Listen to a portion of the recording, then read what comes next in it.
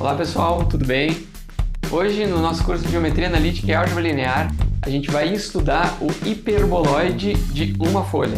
Preparados? Então vamos para a aula. O hiperboloide de uma folha, então, ele pode ter três formas. E a gente vai olhar primeiro essa primeira forma, que é quando ele está ao longo do eixo Z. Pela própria forma dele, ele tem um eixo direcional preferencial aqui, que quando a gente tem a equação desse jeito aqui, ó, e o que essa equação tem de característica é que o z está negativo. Então, o x e o y estão positivos e o z está negativo. Quando a gente tem uma equação com o z negativo, o eixo principal do hiperboloide de uma folha é o eixo z. Aí, quando a gente tem o sinal negativo aqui, ó, no y, aí a gente vê que nesse caso o eixo principal seria o eixo y, tá? Seria arriscado eu acertar um desenho agora, mas seria uma coisa assim, né? Então você tem o x, o y e o z, a origem ali, e aí ele seria uma hipérbole assim e assim. Ele fecha algo mais ou menos assim. Tá? Para ilustrar, eu acho que está bem legal isso daqui, tá? Então, quando o sinal é negativo, no y, ele fica um hiperboloide de uma folha ao longo do eixo y. E por último, quando o sinal negativo está no x, aí a gente tem o hiperboloide de uma folha e ele está ao longo do eixo x. Vamos ver se eu consigo desenhar aqui. Mais ou menos, né? Aqui o z, aqui o zero. Então ele seria uma coisa assim.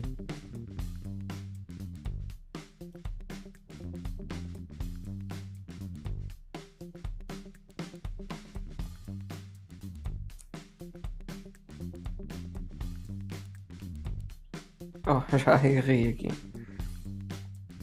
Tá?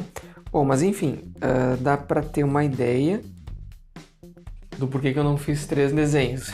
Eu fiz só um bem direitinho, ou pelo menos o melhor possível que eu consegui. Nesse desenho aqui, ó, a gente vê que no caso do hiperboloide, os que têm os sinais positivos, eles determinam os semi-eixos aqui sobre o plano.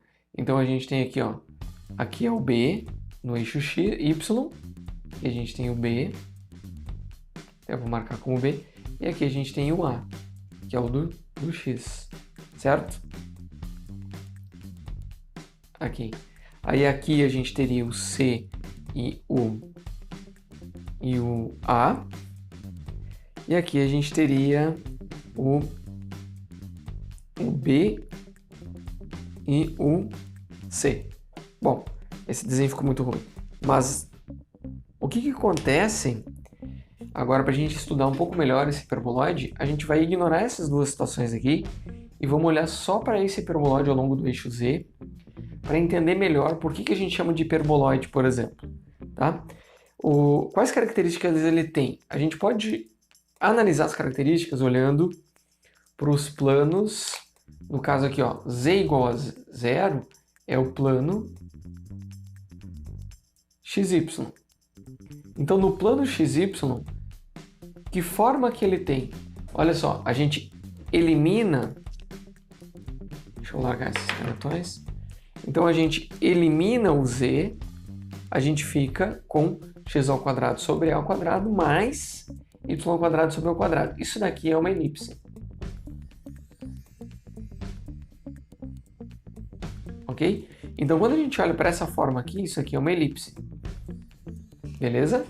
Por outro lado, quando a gente pega o plano y igual a 0 é o xz, o plano xz, a gente vê aqui, ó, essa folha aqui, né? Ela já é uma hipérbole.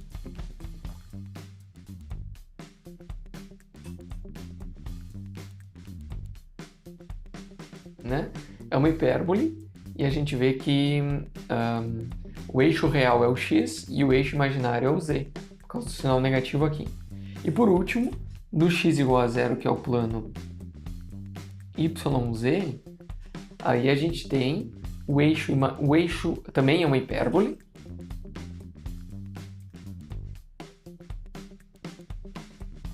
e o z também é o eixo imaginário, e o y é o eixo real dessa hipérbole.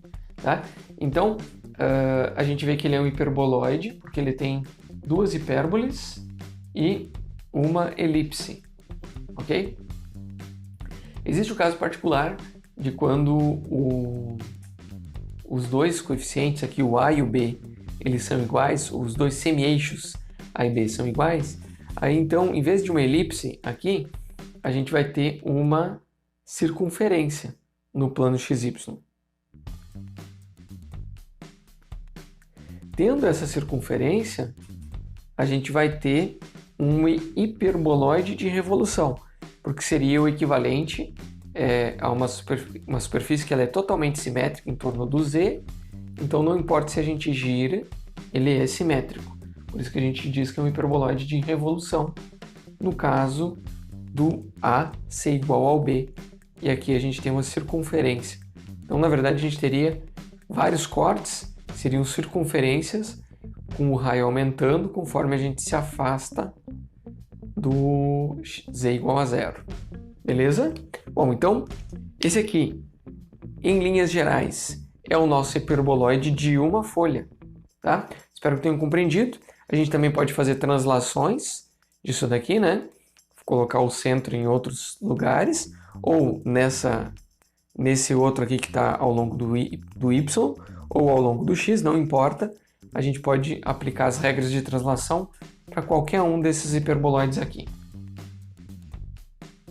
Então, na aula de hoje, a gente estudou o hiperboloide de uma folha, e na próxima aula a gente vai ver o hiperboloide de duas folhas. Lembrando que agora é com vocês. Façam os exercícios, deixem suas dúvidas no fórum da disciplina e sempre que tiver oportunidade, ajude um colega a aprender um conceito, porque assim você também aprende. Com isso a gente encerra a aula, nos vemos na próxima. Até mais!